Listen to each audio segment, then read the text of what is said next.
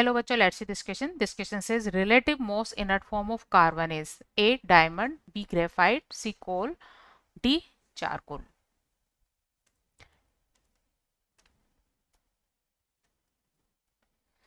Key concept for this question is inert form of carbon. Inert form का meaning है ऐसी form जो easily reactivity show नहीं करते.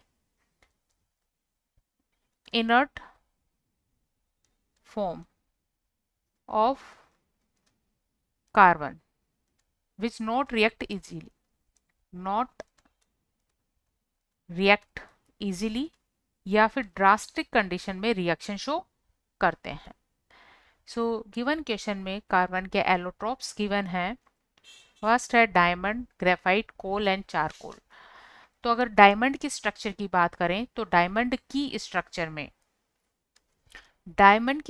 में कार्बन का each atom 4 other carbon atoms के साथ कोवेलेंटली बॉन्डेड होता है. और इस तरह इसकी 3D स्ट्रक्चर में सभी कार्बन एटम्स की चारों वैलेंसी 4 अदर कार्बन एटम से सेटिस्फाइड होती है. तो each carbon atom in diamond is bonded with 4 other carbon atom covalently. और इस तरह से सब बॉन्ड बनाते हुए एक 3 डायमेंशनल नेटवर्क का फॉर्मेशन करते हैं. और 3 डायमेंशनल नेटवर्क फॉर्म हो जाने की वजह से यहाँ कोवेलेंट बॉन्डिंग बहुत ही स्ट्रॉन्ग हो जाती है. और कोवेलेंट बॉन्डिंग बहुत ही स्ट्रॉन्ग हो जाने के साथ यहाँ किसी भी कार्बन एटम के पास वैलेंस सेल में कोई फ्री इलेक्ट्रॉन नहीं होता. और कोई फ्री इलेक्ट्रॉन ना होने की वजह से और सीसी बॉन्ड बहुत ही स्ट्रॉन्ग होने की वजह से ये बहुत ही इनर्टनेस शो करते हैं.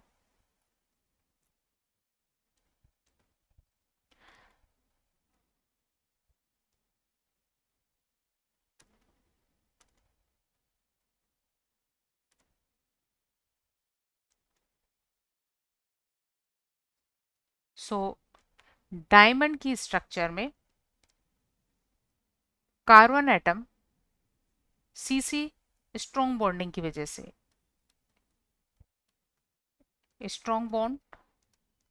और सेकंड है 3D नेटवर्क का formation.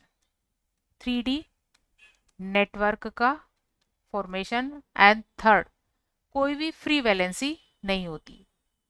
No free valency at any carbon atom. At any carbon atom. क्योंकि कार्बन की 4 वैलेंसी होती है और चारों की चारों वैलेंसी 4 अदर कार्बन एटम से सेटिस्फाइड होती है. इसलिए यहाँ कोई फ्री वैलेंसी नहीं होती. 3D नेटवर्क होने से सीसी बॉन्डिंग बहुत ही स्ट्रॉन्ग हो जाती है. इसलिए डायमंड कैसा है? इनर्ट नेचर का है. अब अगर इसे हम ग्रेफाइट से कंपेयर करें तो ग्रेफाइट की स्ट्रक्चर में each carbon atom is bonded with 3 other carbon atoms and 1 electrons remains free. इनमें एक इलेक्ट्रॉन फ्री होता है. और इस फ्री इलेक्ट्रॉन की वजह से ये इलेक्ट्रिसिटी कंडक्ट कर सकते हैं. साथ ही इसकी जो स्ट्रक्चर बनती है वो लेयर स्ट्रक्चर बनती है.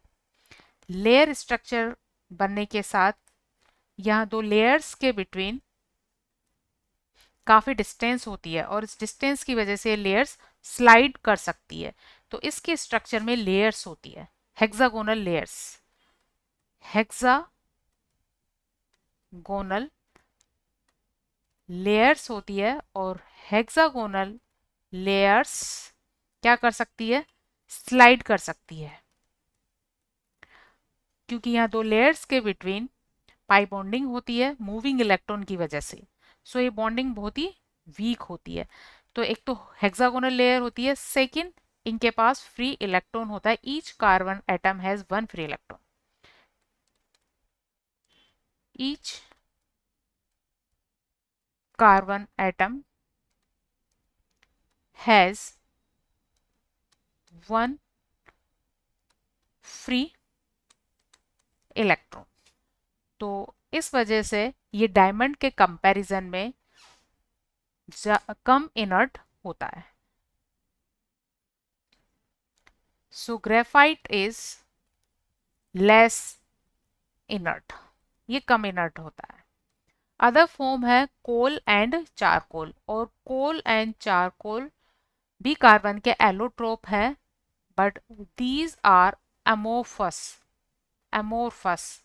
और अमोर्फस फॉर्म में कार्बन एटम्स के बिटवीन यहाँ किसी तरह की कोई बॉन्डिंग नहीं होती, और बॉन्डिंग नहीं होने की वजह से ये बहुत इजीली रिएक्ट कर सकते हैं, they react easily, they react easily. और इनका फॉर्मेशन वेजिटेबल मैटर की एयर की लिमिटेड सप्लाई की प्रेजेंस में होता है, जिसमें कार्बन पार्टिकल्स बनते हैं। ये कार्बन पार्टिकल्स चारकोल की फॉर्म या कोल की फॉर्म में होते हैं, तो ये बहुत इजीली रिएक्शन कर सकते हैं, तो इनमें इनर्टनेस बहुत ही कम होती है। So your most inert allotrope of carbon is diamond. Hope you understood it well. Best of luck.